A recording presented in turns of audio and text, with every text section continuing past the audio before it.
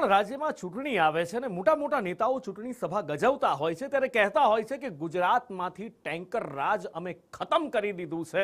આ સરકાર ટેન્કર રાજમાં નથી માનતી, પણ વડોદરામાં પાણીના ટેન્કરથી પાણી લાવવાનો મુદ્દો અત્યારે જોર પકડી રહ્યો છે। કોર્પોરેશનના વિપક્ષના પૂર્વ નેતા અમીર રાવત દ્વારા કહેવામાં આવ્યું છે કે 260 કરોડ માત્ર પાણીના કામ માટે વપરાયા છે। 30 વર્ષથી પાલિકામાં ભાજપનું શાસન છે અને દર વર્ષે આ જ રીતે ખર્ચ થાય છે।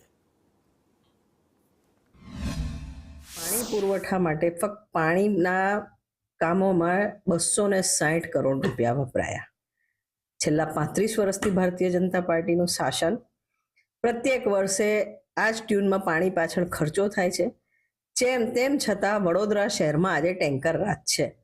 દરેક જગ્યાએ પાણીની ટાંકીએ જઈને મહિલાઓ માટલા ફોડવા ફરજ પડી રહી છે। ગંદુ પાણી આવે, ઓછું પાણી આવે, કોર્પોરેશનની પોતાની ફેસિલિટીઝમાં જ આજે ટેન્કર બોલાવવા પડે। આનાથી દુઃખની વાત શું હોઈ શકે?